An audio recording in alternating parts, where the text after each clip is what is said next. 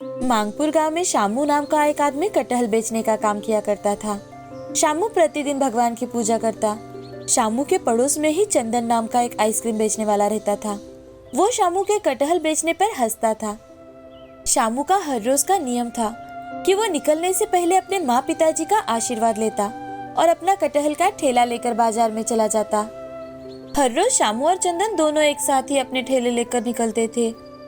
एक दिन की बात है, शामू ठेला लेकर निकलता है कि तभी चंदन भी अपना आइसक्रीम का ठेला लेकर काम पर चला जाता है। बाजार के बीचों बीच दोनों भी अपने ठेले लगाकर अपना काम शुरू करते हैं। तभी चंदन के ठेले पर एक बूढ़ा भिखारी आता है और वो चंदन से, अरे बेटे, मुझे बहुत भूख लगी है, मुझे खाने के लिए कुछ दो ना बेटे। अरे चल भाग यहाँ से, पता नहीं कहाँ कहाँ से आ जाते हैं। चंदन उस बूढ़े भिखारी को अपने ठेले से भगा देता है कि तभी उसकी नजर शामू के ठेले पर जाती है, जहाँ पर आज बहुत ज्यादा भीड़ थी। ये देखकर चंदन मन ही मन, इस शामू का ठेला तो कहीं पे भी अच्छा चलता है, चलो इसे यहाँ से भी भगाता हूँ। ऐसा मन में सोच चंदन शामू के ठेले के पास चला जाता है और चंदन शामू से, अरे शामू, तुम्हारे ठेले की वजह से मेरे ठेले पर ग्राहक आना कम हो गए हैं। ऐसा नहीं है चंदन भाई, तुम्हारा धंधा और मेरा धंधा दोनों अलग है। फिर भी अगर तुम्हें ऐसा लगता है तो मैं यहाँ से अपना ठेला लेकर चला जाता हूँ। शामू बड़ा ही सीधा साधा इंसान था। उसे लड़ाई झगड़ा बिल्कुल भी पसंद नहीं था, तो वो अपना ठेला लेकर नई सड़क की ओर चला जाता है। वहां जाकर शामू, ताजे ताजे पके हुए कटहल ले लो, बहुत स्वादिष्ट कटहल ले लो, बहुत अच्छे अच्छे कटहल ले लो। शामू की आवाज सुन उसके ठेले पर कई सारे लोग कटहल खरीदने के लिए आते हैं। उस दिन शामू के आधे से ज्यादा कटहल बेचे गए थे। अब थोड़े बहुत कटहल बचे होने के कारण शामू अगले गांव जाकर कटहल बेचने लगता है। आज शामू के सारे कटहल बिक गए थे, इसीलिए शामू थककर एक पेड़ की छाया में बैठ जाता है। वो खाना खाने लगता है कि तभी शामू की नजर एक भिखारी पर जाती है, जो आते जाते लोगों से खाना मांग रहा था, मगर उसे कोई भी खाना नहीं दे रहा था। ये देख शामू को बहुत बुरा लगता है। वो अपना खुद का खाना उस भिखारी को दे देता है। तभी वो भिखारी आश्चर्य भरी नजरों से शामू की ओर देखता है, तो शामू उससे, बाबा, ये लो खाना, आपको बहुत भूख लगी है ना, ये सारा खाना आप खा लो। उस भिखारी को शामू की दयाशीलता देखकर आश्चर्य हुआ, साथ ही उसे राहत भी मिली। अब शामू अपने घर की ओर निकलता है कि तभी एक सिद्ध पुरुष उसकी परीक्षा लेने हेतु, आज मैं शामू की परीक्षा लूंगा। आज मैं शामू को पानी मांगता हूँ, देखता हूँ वो देता है या नहीं। अब वो सिद्ध बाबा बूढ़े बाबा का वेश धारण कर शामू की ओर चले जाते हैं और शामू से पानी मांगते हैं। शामू बेझिझक अपना पानी बूढ़े बाबा को दे देता है और बूढ़े बाबा से, बाबा, आपको जितना पानी पीना है आप पूरा पानी पी लीजिए, आज बहुत धूप है। बूढ़े बाबा पानी पीकर वहाँ से चले जाते हैं कि तभी शामू अपने घर की ओर निकलता है। रास्ते में शामू देखता है कि एक बूढ़ा आदमी फुटपाथ पर लेटा हुआ है और वह तबीयत ठीक ना होने की वजह से कांप रहा था। तभी शामू सोचता है कि क्यों ना मैं अपना गमछा उस बूढ़े आदमी के बदन पर ओढ़ दूं, उसे थोड़ी तो राहत मिल जाएगी। मन में ये सोचकर शामू बूढ़े आदमी के पास जाता है और उसके बदन पर गमछा ओढ़ा लेता है और कहता है कि हाँ, अब ठीक है, इससे थोड़ा आराम तो मिलेगा। शामू सब्जियां खरीदकर घर चला जाता है। घर जाते ही वो सारी सब्जियां अपनी पत्नी के पास देता है और हाथ मुंह धोकर अपने माँ पिताजी के पास बैठ जाता है। अरे माँ, आज तो मेरे सारे कटहल बिक गए। अरे वाह बेटा, ये तो बहुत ही अच्छी बात है। शामू का खुशहाल परिवार देख चंदन के मन को बहुत जलन होती है। तभी वो मन ही मन, ये शामू कटहल बेचता है, फिर भी इसकी इतनी अच्छी कमाई हो जाती है, जल्द ही इसका कुछ ना कुछ करना ही पड़ेगा। हाँ, आज रात में इसका ठेला और कटहल चुरा लूंगा, फिर देखता हूँ इसका परिवार कैसे खुश रह पाता है। रात में चंदन चोरी छुपे शामू के घर चला आता है और सभी कटहल उठाकर ठेले पर रख देता है और ठेले को चुराकर अपने घर लेकर जाता है। सुबह जल्दी उठकर शामू घर के बाहर आता है तो देखता है कि ठेला और कटहल दोनों भी गायब है। ये देख शामू बहुत दुखी होता है और मन ही मन, हे भगवान, अब मेरे घर का गुजारा कैसे करूंगा मैं? मेरा तो ठेला कटहल दोनों किसी ने चुरा लिया। अब मैं क्या करूं? मेरा सारा परिवार तो मेरे कमाई पर निर्भर है।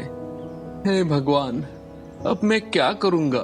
शामू अपने सिर पर हाथ रखकर वहीं पर बैठ जाता है। उसे कुछ भी समझ में नहीं आ रहा था कि तभी शामू की पत्नी सुमित्रा वहां आकर, क्या बात है जी, आप सुबह उठते उठते इतने परेशान क्यों है, दुखी क्यों है? अरे सुमित्रा, कटहल और ठेला दोनों भी किसी ने चुरा लिए हैं। अब मुझे समझ नहीं आ रहा कि अब मैं क्या करूंगा। ये आप क्या कह रहे हैं? अरे हाँ, सच में हमारे यहाँ तो चोरी हो गई। देखिए, आप चिंता बिल्कुल मत कीजिए, कुछ ना कुछ हल जरूर निकल आएगा। हाँ हाँ, मैं अभी सिद्ध बाबा के पास जाकर आता हूँ, देखता हूँ कुछ हल निकलता है क्या। शामू आज बहुत ही उदास था। वो काम ढूंढने के लिए घर से निकल जाता है कि तभी चंदन शामू को बाहर जाते देख हंसने लगता है और चंदन मन ही मन, अब ये शामू क्या करेगा? चंदन हंस ही रहा था कि तभी उसकी नजर उसके खुद के आइसक्रीम के ठेले पर जाती है तो उसे उसका ठेला बहुत ही छोटा खिलौने जैसा दिखाई देता है। चंदन ये देखकर सर को हाथ लगाकर नसीब को कोस रहा था कि तभी शामू सिद्ध बाबा के पास जाता है और उनसे, प्रणाम बाबा, खुश रहो बेटे। बेटा, लेकिन तुम इतने दुखी क्यों लग रहे हो? बाबा, कल रात किसी ने मेरे कटहल और ठेला दोनों चुरा लिए। अब मुझे समझ में नहीं आ रहा है बाबा कि मैं अपने परिवार का गुजारा कैसे करूं, घर वालों का पेट कैसे भरूं। आप ही कुछ रास्ता बताइए बाबा। तुम चिंता मत करो बेटा, अब तुम घर जाओ। भगवान बड़े दयालु है, भगवान तुम्हें कोई ना कोई रास्ता जरूर दिखाएगा। शामू सिद्ध बाबा को प्रणाम कर वहाँ से चला जाता है। वो घर लौट ही रहा था कि तभी सिद्ध बाबा कटहल के पेड़ बेचने वाले के रूप धारण कर कटहल के पौधे बेचने लगते हैं। कटहल के पौधे ले लो, कटहल के पौधे ले लो, बहुत अच्छे पौधे हैं। पौधे वाले की आवाज सुन शामू उस ओर चला जाता है कि तभी, आइए आइए भाई साहब, आइए, कटहल के पौधे खरीदिए। ये पौधा एक ही रात में बड़ा हो जाता है। शामू कुछ देर सोचता रहता है और फिर, लेकिन भाई साहब, मेरे पास तो तुम्हें देने के लिए कुछ भी नहीं है। अरे कोई बात नहीं भाई साहब, तुम्हें मैं एक पौधा फ्री में दे सकता हूँ। तुम मुझे अच्छे आदमी लग रहे हो। शामू पौधे वाले से कटहल का एक पौधा ले लेता है और उसे अपने घर ले जाता है। शामू जाते ही सिद्ध बाबा वहाँ से गायब हो जाते हैं।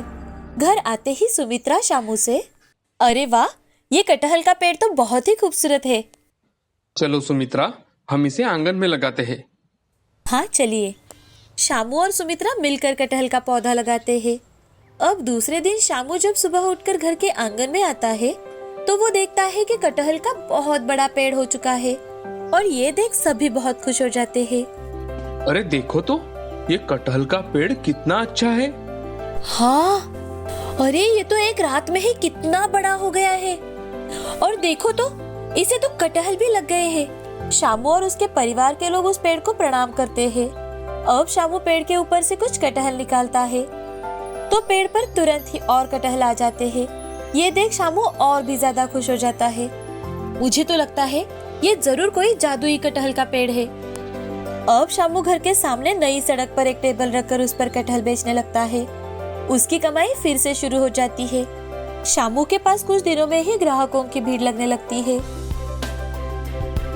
मुझे सिद्ध बाबा और उस पौधे वाले को धन्यवाद जरूर कहना चाहिए। ये मन में सोच शामू अब उस पौधे वाले को ढूंढने के लिए निकल पड़ता है। वो वहाँ पहुँच तो जाता है लेकिन वहाँ पर कोई नहीं था। वो पौधे वाले को बहुत ढूंढता है लेकिन उसे कोई पौधे वाला नजर नहीं आता। शामू घर लौट आता है। कुछ ही दिनों में शामू अमीर बन जाता है। वो खुद का ठेला गाड़ी और बड़ा मकान भी बनवा लेता है और अपने कमाई का चौथा हिस्सा वृद्धाश्रम में वृद्ध लोगों को कंबल और खाना खाने के लिए देता है। तो देखा दोस्तों, चंदन ने शामू को कितनी तकलीफें दी, मगर शामू ने हर परिस्थिति का डटकर सामना किया और अपना नेकी का रास्ता कभी नहीं छोड़ा। तो हमें भी हमेशा सच्चाई के राह पर चलकर हमारा काम पूरा ईमानदारी से करना चाहिए।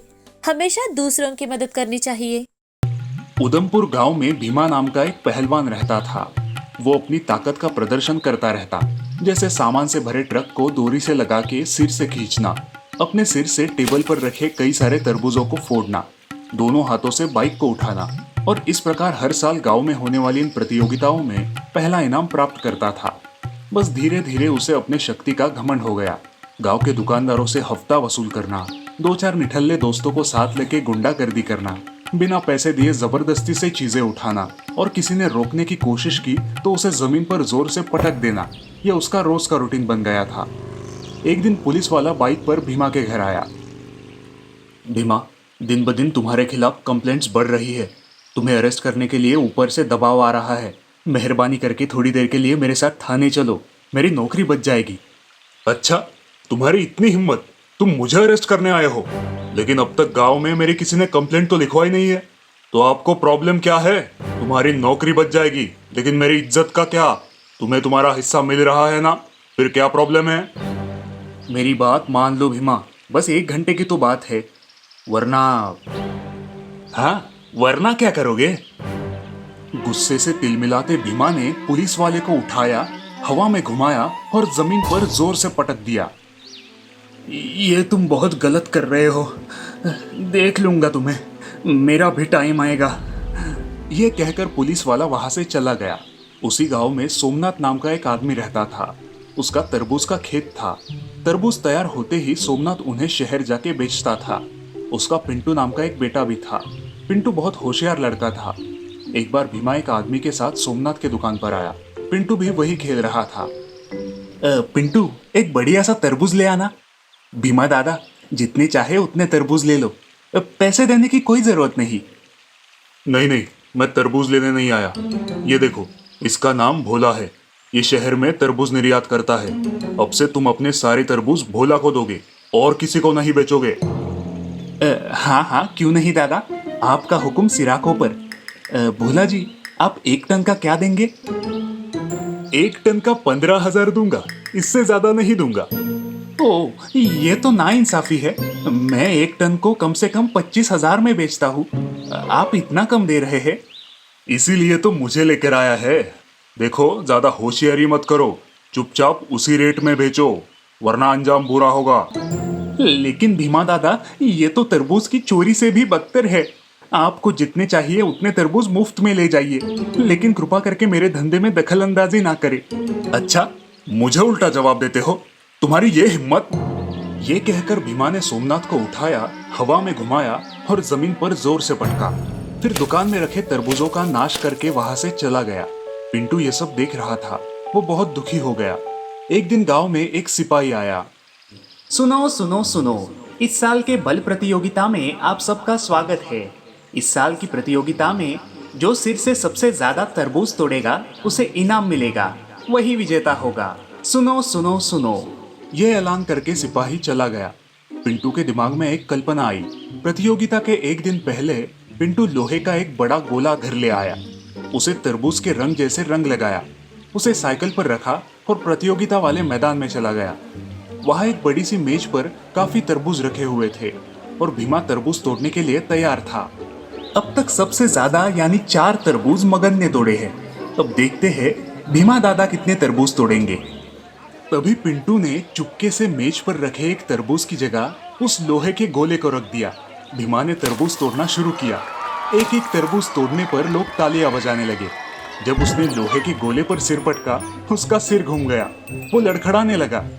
उसने फिर से पूरी ताकत लगाकर उस लोहे के गोले को सिर से मारा, लेकिन उसका सिर चकराने लगा। वो सिर को पकड़कर झूमने लगा। लोग हंसने लगे। इससे भीमा को गुस्सा आया और उसने जोर से लोहे के तरबूज को मारा, लेकिन इस बार वो चक्कर आके गिर ही गया। जब उसकी आंख खुली तब वो जेल में था। भीमा, मैंने तुमसे पैसे लेके बड़ी गलती की, लेकिन अब नहीं करूंगा। मैं इतने दिनों से राह देख रहा था कि कब कोई गांव वाला आके तुम्हारी कंप्लेंट करे और मैं तुम्हें अरेस्ट कर सकूं। आज वो मौका मिला है। सोमनाथ ने तुम्हारे खिलाफ कंप्लेंट लिखवाई है और मैं तुम्हें अरेस्ट कर सका। अब मैं तुम्हें यहाँ से जाने नहीं दूंगा, ये मेरा चैलेंज है। सोमनाथ और पिंटू पुलिस को धन्यवाद देकर वहां से चले गए। 35 साल का नूतन कुमार पूरे मिर्जापुर गांव में अपने तेज दिमाग और हाजिर जवाबी के लिए मशहूर था। शायद इसीलिए गांव के कुछ लोग प्यार से और कुछ मजाक में उसे न्यूटन बुलाते थे। आओ भाई न्यूटन कुमार, क्या हाल है? कैसे चल रहा है तुम्हारा गैरेज? जी आपकी कृपा है। न्यूटन जी, गांव में जो नई सड़क बन रही है वो कहाँ जाएगी? जी सड़क तो यही रहेगी, आपको कहाँ जाना है ये बताइए। नूतन का हाजिर जवाब सुन के सब लोग हंस पड़ते हैं और नूतन अपने रास्ते चला जाता है। वाह भाई वाह, इसकी हाजिर जवाबी का तो जवाब नहीं। एक दिन ऐसे ही रात को नूतन अपने गैरेज से घर लौट रहा था। रात काफी घनी थी, रास्ता भी सुनसान था। आज तो घर वालों की जरूर डांट पड़ेगी। तभी नूतन को कहीं से फुसफुसाने की आवाज आती है। उसने आसपास देखा तो एक बड़े से पेड़ के नीचे उसे 3 आदमी बातें करते नजर आए।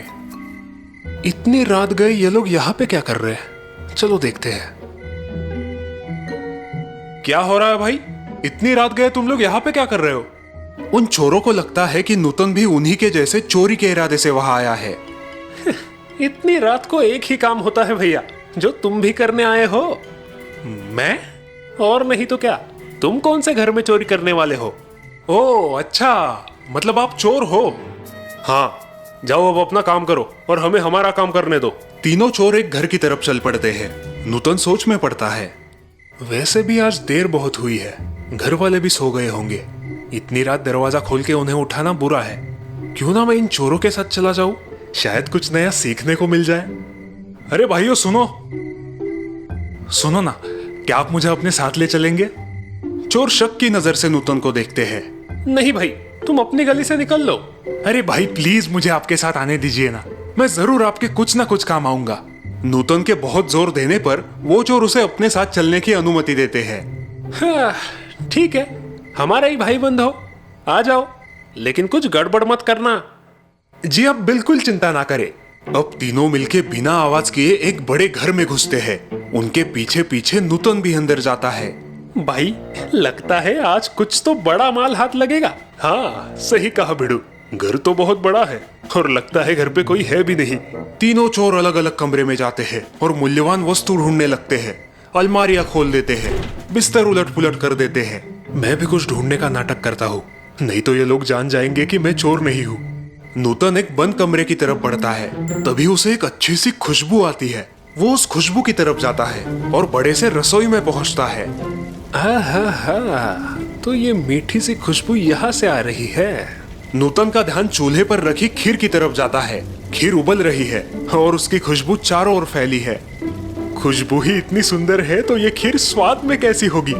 नूतन को खीर खाने की इच्छा होती है। वो भूल जाता है कि अब वो एक चोर है। नूतन पतेली के पास जाता है और थोड़ी सी खीर छोटे कटोरी में लेता है। अब वो खीर का पहला निवाला खाने को है और तभी हल्की सी आवाज आती है। उसका ध्यान कमरे के कोने में जाता है। अरे ये दादी जी यहाँ पे क्या कर रही है? नूतन को एक बूढ़ी औरत वहां कोने में एक कुर्सी पे बैठी नजर आती है। नींद में उनका एक हाथ हिलता हुआ देख नूतन को लगता है, ओह शायद ये दादी जी खीर मांग रही है। ऐसा सोचकर नूतन दादी के हाथ में गरम गरम खीर की कटोरी रख देता है। अरे बाप रे! हाँ? ये कौन है? कौन हो तुम और यहाँ क्या कर रहे हो? अरे रुको रुको, कहाँ भाग रहे हो? अरे पकड़ो पकड़ो उन लुटेरों को, चोर चोर! दादी की चीख सुन के आसपास के लोग जमा होने लगते हैं। तीनों चोर डर जाते हैं और इधर उधर छुप जाते हैं, लेकिन एक चोर लोगों के हाथ लगता है। शैतान लुटेरे, मेरा घर लूटने आए हो? लोग उस एक चोर को पकड़ते हैं और पीटने लगते हैं। कल मुहा कहीं का बुढ़िया का घर लूटने आया था। वही ऊपर माले पे छुपा नूतन ये सब तमाशा देख रहा है। बाकी के 2 चोर भी छुपके सारा तमाशा देख रहे हैं और पकड़ा हुआ चोर डर से कांप रहा है। बोल यहाँ क्यों आया था? ऊपर वाला जाने।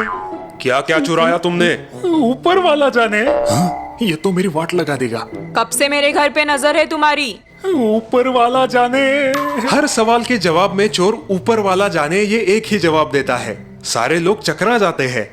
लगता है भगवान को काफी मानता है। जाने दो, इस बार इसे छोड़ देते हैं। तभी माले पे बैठा नूतन धड़ाम से नीचे कूदी लगाता है और उस चोर को एक जोर का थप्पड़ लगाता है। सारे लोग अचरज में पड़ जाते हैं। क्यों भाई, सारे पाप तुमने और तुम्हारे 2 साथियों ने किए हैं, फिर बार बार ऊपर वाला जाने कह के मेरा नाम क्यों ले रहे हो? भाइयों, दादी जी, मैं तो ऐसे ही घूमते घूमते इनके साथ आया था। नूतन की बात खत्म होते ही लोग बचे हुए 2 चोरों को भी ढूंढ लेते हैं और सबकी धुलाई करते हैं। यही मौका है यहाँ से कल्टी मारने का। नूतन होशियारी से बिना आवाज किए वहां से निकल जाता है। चलो, बाल बाल बच गए, आज सचमुच मुझे ऊपर वाले ने ही बचा लिया।